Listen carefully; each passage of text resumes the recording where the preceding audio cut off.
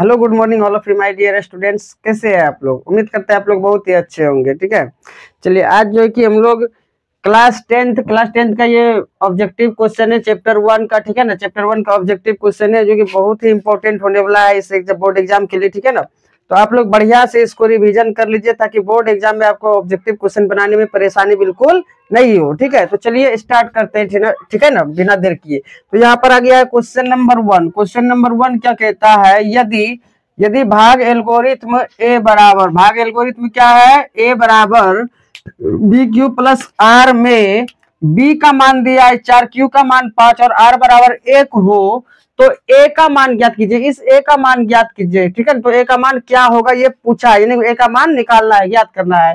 ये क्वेश्चन जो है कि आपका बोर्ड एग्जाम 2025 में पूछा गया है। ठीक है ना, बिहार बोर्ड में। तो चलिए इसको हम सॉल्व करते हैं। सॉल्व कुछ नहीं, यहाँ पर आपको दिख रहा होगा, यहाँ पर देखिए सॉल्व कर देंगे तो आपको यहाँ पर दिख रहा होगा ए बराबर दिया है बी क्यू प्लस आर। ए बराबर बी क्यू प्लस आर। ए का वैल्यू निकालना है, बी का वैल्यू बताइए तो क्या है 4, बी के जगह पर रख देंगे 4, बीच में है गुना तो गुना। क्यू का मान बताइए क्या है 5 प्लस आर का मान यहाँ पर देख लीजिए क्या है 1। आराम से वैल्यू आ गया 5 चौके 20। ठीक है, प्लस में 1 यानी कि ए बराबर आ गया है 20 1 21।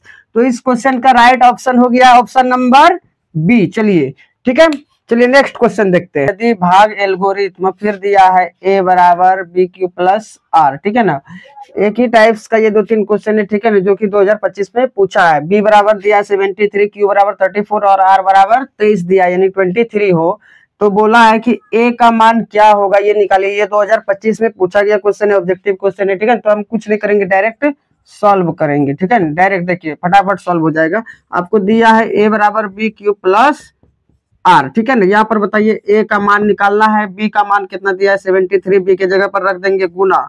यहाँ पर ध्यान से देखिए क्यू का मान कितना है, क्यू का मान यहाँ पर दिया है 34 प्लस आर का मान वहां पर कितना दिया है 23 यानी 23। ठीक है ना, अब यहाँ पर क्या करेंगे 73 को 34 से गुना कर देंगे तो ए बराबर क्या आ जाएगा, या गुना कर देते हैं बगल में देख लीजिए 73 गुना 34 तो 4 तिया 12 करिए 2 1 7 तिया 7 चौके 28 28 1 29। ठीक है अब यहाँ देखिए 3 से 3 तिया 9 3 सत्ते 21। यहाँ बोलिए 2 आ गया 9 9 18 2 1 3 1 4 इधर 2। यहाँ पर बताइए क्या आया है 24 82 प्लस में क्या है 23। ए बराबर बताइए 3 2 5 2 8 2 10 करे 0 हासिल 1 4 1 5 इधर 2। तो आ गया है ए का मान क्या आया है, ए का मान आया है 2505। 2505 कहाँ पर है तो ये ऑप्शन नंबर आपको बी में दिखेगा 2505। ठीक है, चलिए 3 नंबर देखिए। तो 3 नंबर क्या कहता है, यदि भाग एल्गोरिथ्म ए बराबर बी क्यू प्लस आर। ए भाग एल्गोरिथ्म क्या ए बराबर बी क्यू प्लस आर है। ठीक है ना, ये दिया है और जिसमें ए बराबर दिया है 72 यानी 72, क्यू बराबर 8 दिया है और आर बराबर 0 हो तो यहाँ पर बोल दिया है तो बी का मान क्या है, यानी बी का मान निकालना है। ठीक है ना, पहले वाला क्वेश्चन में क्या बोला था, क्वेश्चन नंबर 2 में ए का मान निकालना है, अब क्या बोल रहा है बी का मान निकालना है। ये 2023 में पूछा गया है। ठीक है ना, तो कुछ नहीं करेंगे, इसको हम लोग सॉल्व कर लेंगे। ठीक है ना, तो सॉल्व करते हैं आराम से। अच्छा बताइए तो आपको दिया क्या है, दिया है भाई साहब ए बराबर बी क्यू प्लस आर। ठीक है, ये तो दिया है। ठीक है, अब देखिए इसमें क्या करते हैं, ए का मान दिया है, ए का मान यहाँ पर देख लीजिए कितना है 72। ए के जगह पर पुट कर देंगे, बी का मान कुछ नहीं है, बी का मान कह दिया नहीं, बी का मान निकालना है तो यहाँ पर बी लिख देंगे गुना में। क्यू का मान वहां पर देखिए तो क्यू कितना है 8 है, चलिए यहाँ पर 8 लिख दिए प्लस आर का मान क्या है 0, ये खत्म हो गया। अब यहाँ पर देखिए यहाँ पर लिखेंगे 72 बराबर बी गुना 8, क्या है बी गुना 8, 0 खत्म हो गया। अब बताइए तो 72 बराबर ये 8 से कटेगा, 8 1 का 8 और 8 नमा 72। ठीक है ना, 8 से कटा दिए कोई दिक्कत, 8 नमा 72 हो गया। कई बार में यहाँ बताइए तो तब 9 बराबर इधर 9 आ गया, इधर क्या है बी है, यानी कि हम लोग बी का वैल्यू बोले बी को इधर कर देंगे 9 को इधर कर देंगे तो बी का वैल्यू क्या आ गया है 9 आ गया है। बी का वैल्यू कौन सा हो गया, राइट ऑप्शन ए इसका होगा। ठीक है, बी का वैल्यू 9 आ गया है। ठीक है, देखिए 4 नंबर क्या कहता है, यदि p एक धनात्मक पूर्णांक है। धनात्मक पूर्णांक कहने का मतलब भाई साहब याद रखो p का मान कुछ भी हो सकता है, लेकिन प्लस में 1 हो सकता है 2 हो सकता है 3 हो सकता है, सबको किस में लेना है p का मान प्लस में लेना है। ठीक है ना, तो धनात्मक सम पूर्णांक का रूप होगा, यानी कि धनात्मक सम पूर्णांक का रूप पूछा है, ठीक है ना। धनात्मक सम पूर्णांक का रूप क्या होगा ये पूछा है। यहाँ पर ध्यान से देखिए, ये जो क्वेश्चन है ये लगभग 2022 में पूछा गया है। किसमें पूछा गया है? 2022 में। ये क्वेश्चन आपको 2022 में पूछा गया है, ठीक है ना। ये भी 2022 में पूछा गया क्वेश्चन है, ठीक है। अब यहाँ पर देखिए, तो धनात्मक सम पूर्णांक हमको दिखाना है ना। क्या दिखाना है? धनात्मक सम पूर्णांक। सम पूर्णांक क्या होता है? यहाँ पर देखिए, सम मतलब जिसके जो संख्या क्या हो, सम हो, जो कि 2 से भाग जिसमें पूरा पूरा लगे, ठीक है ना। यहाँ पर तो ध्यान से देख लीजिए, पी का मान यदि इसमें हम 1 रख के देखते हैं, क्या रख के देखते हैं भाई साहब? 1, तो 2 गुना 1 ये हो जाएगा आपका 2। इसमें देखिए तो पी का मान 1 रखते हैं तो 1 1 ये भी हो गया 2, ठीक है। यदि इसमें रखते हैं 1 तो ये 1 ही हो गया, ये तो विषम हो गया, ठीक है। इसमें रखते हैं 2 का मान, सॉरी पी का मान 1, पहले सब में पहले 1 1 रख के देख लेंगे, ठीक है ना। 2 1 2 1 का 2 2 1 3 हो गया, ठीक है ना। ये तो विषम हो गया, तो सम पूर्णांक का रूप पूछा है तो ये तो होगा नहीं, तो डी नंबर तो आपका हुआ नहीं, क्योंकि ये तो हो गया विषम। एक ही रखने से क्या हो गया? विषम, तो ये तो होगा नहीं, ये भी विषम हो गया। अब इस दोनों में कंडीशन चल रहा है, ठीक है ना। अब क्या करेंगे हम लोग, फिर यहाँ पर देखो, अभी 1 रख के देखे हम, अभी फिर जो है कि अब 2 रख के देख सकते हैं, ठीक है ना। 2 रख के देख सकते हैं, इसी तरह 3 रख के, 4 रख के देख सकते हैं, लेकिन सम पूर्णांक का रूप पूछा है, ठीक है। तो कुछ भी यहाँ पी का मान आप रख करके देख सकते हैं। अब देखिए हम क्या मान लेते हैं, पी के जगह पर 2 लेते हैं। क्या लेते हैं? 2। पी के जगह पर 2 लिए तो 2 दूनी 4 हो गया, ये तो भी सम हो रहा है। लेकिन यहाँ पर देखिए, पी का मान यदि 2 लेते तो क्या हो जाता है? 2 1 3, तो ये तो विषम का रूप हो गया, तो ये भी होगा नहीं, ये भी क्या होगा? नहीं होगा, ये भी ऑप्शन राइट नहीं होगा। तो यही हो रहा है इसमें। देखिए पी का मान आप कुछ भी मान लीजिएगा ना, तो ये क्या हो जाएगा? सम हो जाएगा, लेकिन शर्त है पी का मान धनात्मक पूर्णांक लेना है। समझ में आया? तो इसका राइट ऑप्शन ए नंबर हो गया।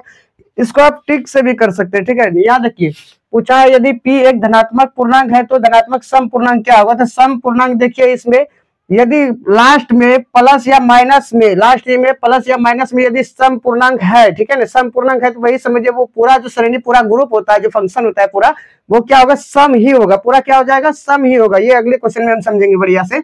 लेकिन अगर ये प्लस माइनस में कुछ नहीं है, जैसे ये 2p है, प्लस माइनस में कुछ भी नहीं है, तो यहाँ पर देखिएगा, अगर सम पूछ रहा है, ये संख्या अगर सम है, ठीक है ना, p के साथ में जो भी नंबर से है वो यदि सम है, तो वो पूरा क्या होगा? सम होगा, यानी 2p पूरा सम होगा, ठीक है। ये दूसरे क्वेश्चन में हम बढ़िया से समझते हैं। किसी धनात्मक पूर्णांक q के लिए, किसके लिए? किसी धनात्मक पूर्णांक q के लिए प्रत्येक धनात्मक विषम पूर्णांक का रूप होता है। विषम पूर्णांक का रूप जैसे ही बोल दिया, समझेंगे, सबसे पहले बढ़िया समझिए। विषम पूर्णांक जैसे बोला है तो ट्रिक से ऐसे बिना इसको बनाया ऐसे ही सॉल्व कर दीजिएगा।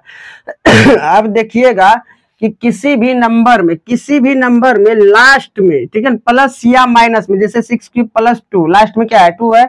6 क्यूब प्लस 1, लास्ट में क्या है? 1 है। या 6 क्यूब प्लस 4, लास्ट में क्या है? 4 है, ठीक है ना।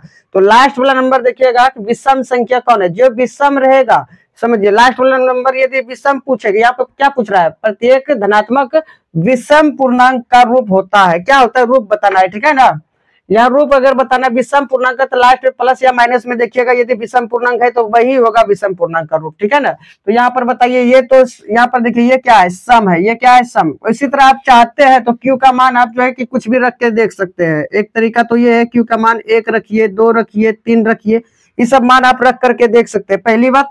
चलिए, दूसरा बात ये है, ठीक है ना, कि आप लास्ट वाला यदि प्लस या माइनस में देखिएगा, विषम पूछ रहा है तो विषम अगर मिल रहा है तो वही विषम का रूप हो गया। अगर सम यहाँ पर विषम ना पूछे, सम पूछेगा, तो लास्ट में यदि प्लस या माइनस में सम रहेगा तो वही समझिए सम का श्रेणी में आ जाता है, पूरा सम के श्रेणी में, ठीक है ना। ऐसे समझना है। वैसे आप यहाँ पर ध्यान से देखिए, तो लास्ट में क्या होगा? इसका जो आंसर होगा वो क्या हो गया? सम। विषम पूछ रहा है, विषम लास्ट में कौन आ रहा है? यहाँ पर 1 आ रहा है, ये सम है, ये तो होगा नहीं।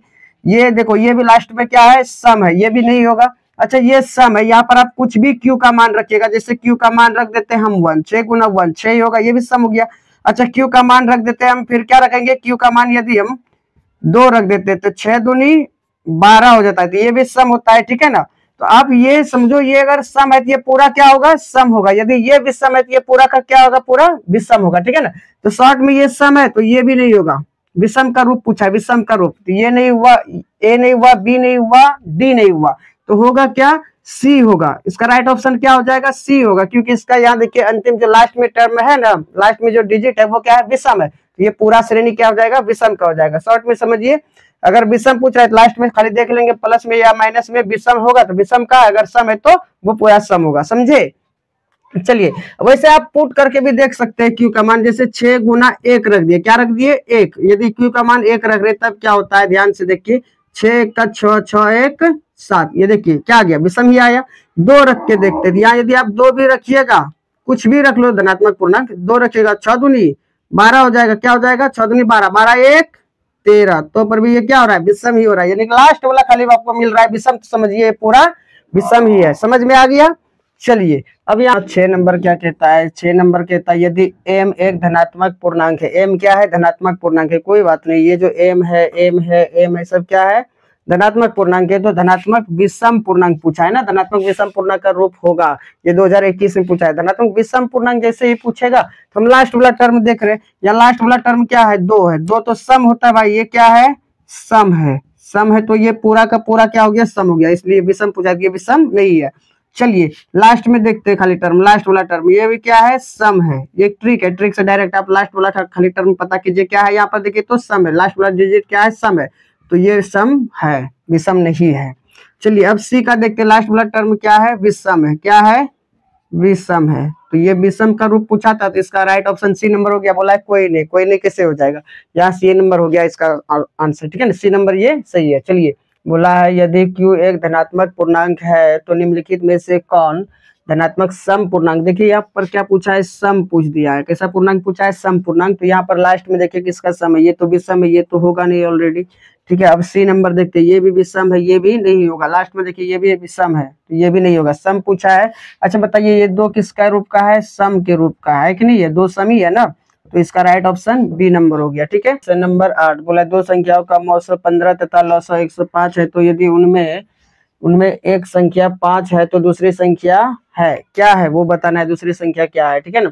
तो सबसे पहले आप हम लोग एक चीज याद रखते हैं, ठीक है ना, इसको सॉल्व करने से पहले एक चीज याद रखिएगा कि यदि 2 संख्या यानी कि पहली संख्या गुना में दूसरी संख्या, पहली संख्या गुना में दूसरी संख्या, यदि पूछेगा पहली संख्या गुना में दूसरी संख्या तो बोलिएगा ये होता है मौसो गुना, क्या होता है, मौसो गुना में लौसो, ये आप 10th में पढ़े हैं, ठीक है ना आप पढ़े ना, पहली संख्या यदि a है दूसरी संख्या b है, पहली संख्या क्या है a है, दूसरी संख्या क्या है b है, तब जो इसके बराबर में होगा a गुना b बराबर क्या होता है HCF, क्या होता है HCF गुना में LCM, वही HCF मौसो लौसो है LCM, ठीक है ना, कोई दिक्कत नहीं है, ये पढ़ चुके हैं, ठीक है। तो यहाँ पर इसी को हम सॉल्व करेंगे इस क्वेश्चन को इसी फॉर्मूला से, ठीक है। अब यहाँ पर देखिए हम सॉल्व कर देते हैं, देखिए क्या दिया है, यहाँ पर लिख देते हैं हम सॉल्व, क्या लिख देंगे सॉल्व, बताइए तो पहली संख्या गुना में दूसरी संख्या, पहली संख्या गुना में दूसरी संख्या, बोलो भाई साहब जल्दी से, क्या होता है मौसो, क्या होता है मौसो गुना में लौसो, मौसो गुना में लौसो, ठीक है। अब यहाँ पर देखते हैं 2 संख्याओं का मौसो तो दिया हुआ है 15 दिया है, ठीक है, और लौसो भी दिया है 105, यदि उनमें एक संख्या 5 है, याद देखिए मान लीजिए पहली संख्या क्या है 5 है, तो पहली संख्या क्या हो गया 5, ठीक है, तो बोला दूसरी संख्या क्या है, तो यहाँ पर लिख देंगे दूसरी संख्या की जगह पर दूसरी संख्या, कोई दिक्कत नहीं है अच्छा बताइए मौसो क्या है, मौसो दिया है 15, ठीक है, यहाँ पर देख लो ऊपर में मौसो कितना है 15 है, लौसो कितना है 105 है, ठीक है। अब याद देखिए 5 गुना में है तो इसको दूसरे साइड ले जाएंगे, भाग में हो जाएगा, इधर क्या बचा दूसरी संख्या, क्या बचा दूसरी संख्या, चलिए दूसरी संख्या बराबर, इधर बताइए तो 15 गुना में 105, नीचे में क्या आ गया ये 5, ये वाला 5 आकर नीचे चला गया, चलिए 5 1 का 5, 5 दिया 15, 3 बार में कटा, बताइए तो तब ये दूसरी संख्या क्या मेरा आ गया है, दूसरी संख्या 5 से गुना कीजिए, 5 दिया 15 और 0 गुना 3 0 और 1 बचा, चलिए 1 हासिल था, 1 गुना 3 3 यानी कि 315, दूसरी संख्या क्या आ गया है भाई साहब 315, तो 315 देखिए कहां पर मिल रहा है आपको, हाँ ऑप्शन नंबर सी, इसका राइट ऑप्शन सी नंबर हो गया। अब 9 नंबर देखिए तो 9 नंबर क्या कहता है, 9 नंबर यहाँ पर है 2 संख्याओं का मौसो दिया है 2 संख्याओं का 27 और लौसो दिया है 162, ठीक है ना, यदि उनमें से एक संख्या क्या है भाई साहब 54 है। यदि उनमें से एक संख्या 54 है तो दूसरी संख्या क्या होगी? दूसरी संख्या आराम से निकालेंगे अभी, जैसे निकाले 8 नंबर में, ठीक है ना।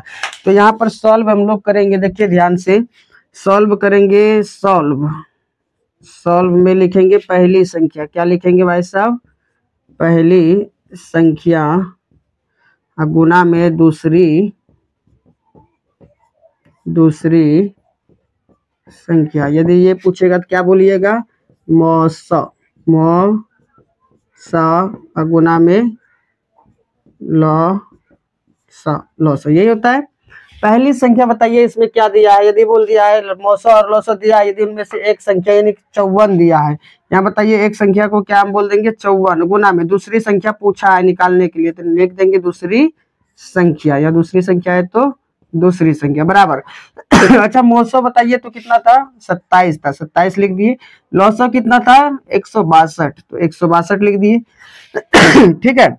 अब यहाँ पर देखिए दूसरी संख्या बराबर क्या लिख सकते हैं? दूसरी संख्या बराबर, यहाँ देखिए ध्यान से 54 गुणक रूप में दूसरे साइड जाएगा भाग के रूप में। इधर क्या है? 27 गुना में 162, नीचे में क्या आ गया है? 54, नीचे में आ गया है 54, ठीक है। अब यहाँ पर देखिए तो 27 1 का 27, 27 दूनी 54, 2 बार में कटा, ठीक है। अब 2 1 का 2, फिर 162 को कटाएंगे, 2 1 का 2, 2 8 16, 2 1 का 2, इसलिए बताइए तो दूसरी संख्या बराबर दूसरी संख्या बराबर क्या आया है? 81, ठीक है ना। आप लोग शॉर्ट में फटाफट इसको जल्दी स्पीड में सॉल्व कीजिएगा, ठीक है ना, अपनी कॉपी में। चलिए इसका राइट ऑप्शन हो गया डी नंबर में है 81, ठीक है। 10 नंबर आ गया है। 10 नंबर क्या कहता है? 10 नंबर है यहाँ पर दो संख्याओं का गुणनफल, यानी कि दो संख्या ए और बी है। दो संख्या कौन है? ए और बी है। यदि इसका गुणनफल बोल रहा है कितना है? 8470 है, ठीक है ना। तो और उसका मौसो 17 है, तो उसका लोसो होगा। लोसो बताना है, लोसो निकालना आराम से। दो संख्याओं का गुणनफल यदि ए गुना बी, यानी पहली संख्या गुना दूसरी संख्या बराबर क्या होता है? मौसो गुना लोसो होता है। इस फॉर्मूला को सेट कर देंगे, आराम से लोसो निकल जाएगा, ठीक है ना। तो चलिए हम सेट करते हैं। यहाँ पर ध्यान से देखिए क्या लिख देंगे हम लोग सॉल्व में। सॉल्यूशन पहली संख्या क्या लिख देंगे भाई साहब? सॉरी, यहाँ पर दिया है दो संख्या गुणनफल ना, क्या लिख देंगे? दो संख्याओं का गुणनफल, दो संख्याओं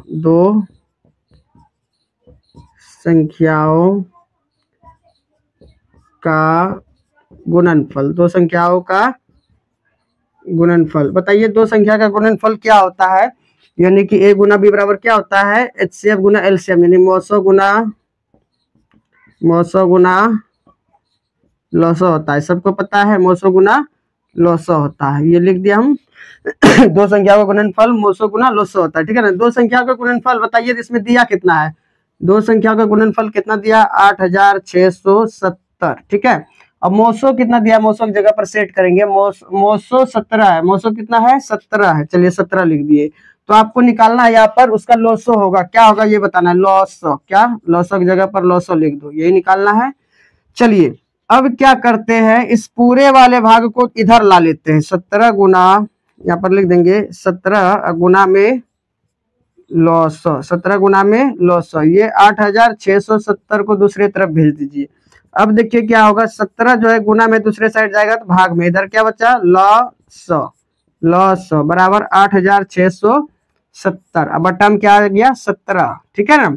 अब देखिए 17 से भाग दीजिए तो 8470 में देखिए 17 1 का 17, 17 1 का 17, तो यहाँ पर बताइए तो 70 पच्चे 85, 86 में एक बचा, 85 लिख दिए। 70 पच्चे 85 करीब 5, ठीक है, सॉरी 70 पच्चे 85, 5 बार में लगा, एक बचा, इसमें एक इधर आएगा तो 17 1 का 17, इधर जीरो बच गया, तो यहाँ पर जीरो लिख देंगे। बताइए लौसो कितना आ गया है? लौसो आ गया है आपका, यहाँ पर लिख लेना, लौसो बराबर 510 है ना। हाँ 510, लौसो बराबर 510, लौसो बराबर 510। नंबर 11 क्या कहता है? यहाँ पर देख लीजिए ध्यान से। यदि दो संख्याओं का गुणनफल दिया है 2166 एवं उनका मौसो दिया है 19, ठीक है, तो बोला है उनका लौसो होगा। लौसो निकालना है ना, चलिए आराम से हो जाएगा, इसको हम सॉल्व कर देते हैं। आप लोग फटाफट कीजिए सॉल्व, ठीक है। यहाँ लिखिएगा पहले दो संख्याओं का गुणनफल, दो संख्याओं का गुणनफल, दो संख्याओं का गुणनफल बराबर क्या होता है, मौसो गुना लौसो, मौसो गुना लौसो। ठीक है, ये जानते हैं आप लोग, मौसो गुना लौसो। ठीक है, दो संख्या का गुणनफल, यानी दो संख्या गुणनफल कितना दिया है, 2166 बराबर। अच्छा बताइए तो इसका मौसो कितना दिया, मौसो दिया है 19, मौसो 19 दिया है, और लौसो निकालना है, लौसो यहाँ पर लिखिए लौसो। ठीक है, अब इस पूरे वाले को इधर लाके रख दीजिए, 19 गुना में लौसो, 19 गुना में लौसो। ठीक है, बराबर में इधर आ जाएगा 2166। अब यहाँ देखिए 19 गुना के रूप में दूसरे साइड जाएगा तो भाग के रूप में, इधर क्या बचा, लौसो, लौसो बराबर 2166, अब बटा में आ जाएगा 19, ये 6 है। चलिए ठीक है, अब 19 से भाग दे दीजिए, पता चल जाएगा, 19 एकम 19, यहाँ बताइए तो 19 एक्का 19, 2 बचा, 2 इधर जाएगा 26, फिर 19 एक्का 19, फिर 7 बचा। ठीक है ना, 7 बचा, 7 इधर आएगा तो यहाँ 76 हो जाएगा, 19 चौके 76, 19 चौके 76 होता है। ठीक है, अब यहाँ देखिए लौसो, लौसो, लौसो बराबर कितना आ गया है, 114, यानी कि 114, लौसो बराबर क्या आ गया है, 114। ठीक है, तो इसका राइट ऑप्शन हो जाएगा सी नंबर, 114। ठीक है, ये 12 नंबर देखिए तो दो क्रमागत संख्याओं का मौसो होगा, दो को क्रमागत कोई भी दो को संख्या ले लीजिए। ठीक है ना, जैसे दो को क्रमागत संख्या लेते हैं, इसको सॉल्व करते हैं, दो को क्रमागत कोई भी दो को संख्या ले लीजिए, मान लीजिए हम ले लिए 2 और 3। ठीक है ना, इसका यदि मौसो पूछ रहा है, पहले 2 का लिख दीजिए, 2 का क्या होगा, 1 और 2, 2 का अभाज्य गुणनखंड क्या होता है, 2 का क्या क्या आएगा, 1 और 2। अच्छा यहाँ पर बताइए तो 2 का अभाज्य गुणनखंड निकालेंगे, 1 और 2 होगा, 3 का अभाज्य गुणनखंड बताइए तो 1 गुना 3। ठीक है ना, इसलिए जो इसका मौसो होगा, मौसो, मौसो बराबर दोनों में क्या मिल रहा है, दोनों मिल रहा है 1, तो इसका मौसो हो जाएगा 1। कोई भी दो को क्रमागत, क्रमागत मतलब लगातार, दो का कोई भी संख्या ले लीजिए आप, हम ले लेते हैं 9 ले लेते हैं, क्या ले लेते हैं 9, और एगो 10 ले लेते हैं, तो 9 का पूछेगा क्या बताइएगा आप लोग 9 का बताइएगा कि ये 9 में किससे भाग लगेगा, 1 से लगेगा, फिर 3 से लगेगा, और 9 से लगेगा, यही 9। चलिए अब 10 का बताइए तो 10 का क्या हो जाएगा, 10 को यार ऐसे अभाज्य गुणनखंड फैक्टर तोड़ के भी देख सकते हैं। ठीक है ना, ये अभाज्य इसका गुणनखंड लिख दीजिएगा, जो जो मिलेगा वो हो गया इसका मौसो। ठीक है ना, या तो आप ऐसे कर सकते हैं, इसका डायरेक्ट फैक्टर तोड़ दीजिए। ठीक है ना, 1 गुना 3, ऐसे 9 का तोड़ लीजिएगा 3 से, 3 तिया 9। ठीक है ना, 1 गुना 3 गुना 3। ठीक है, अब 10 का बोलिए तो क्या होगा, 1 गुना 2 गुना 5 गुना, हाँ कुछ नहीं होगा, 5 तक होगा। ठीक है ना, 2 पंचे 10 हो गया ना। अब बताइए इसका यदि मौसो पूछेगा, क्या पूछेगा, मौसो, आसान है, दो गो संख्या का क्रमागत संख्या का मौसो। यहाँ पर बताइए दोनों में क्या मिल रहा है, 1, तो हो गया 1, यानी कि दो गो क्रमागत, यानी दो गो कोई भी लगातार संख्या लीजिएगा उसको मौसो हमेशा क्या होता है, 1 होता है, इसको याद रख लीजिएगा भी। ठीक है ना, दो गो कोई भी लगातार संख्या लीजिएगा, दो गो कोई भी लगातार संख्या लीजिएगा, उसका मौसो 1 ही होगा हमेशा। ठीक है, तो इसका राइट ऑप्शन सी नंबर हो गया। चलिए 13, क्वेश्चन नंबर 13 क्या कहता है, दो क्रमागत सम संख्याओं का मौसो होगा, दो गो क्रमागत सम संख्या लेना है, कोई भी दो गो सम संख्या ले लीजिए, कोई भी संख्या, दो गो सम संख्या।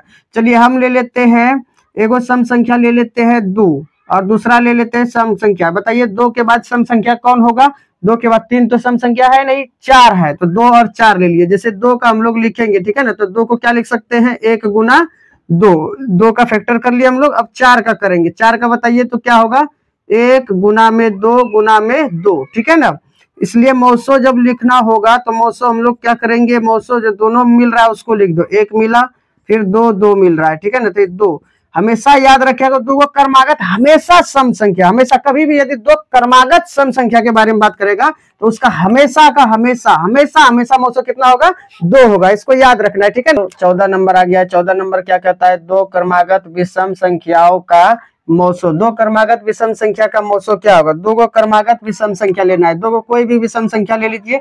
अच्छा यहाँ पर देखिए सॉल्व में हम ले रहे हैं दो गो क्रमागत विषम संख्या, 1 3 1 5 ले लिए। 3 का क्या होगा, अभाज्य गुणनखंड जब निकालेंगे तो ये 1 गुना 3 होगा।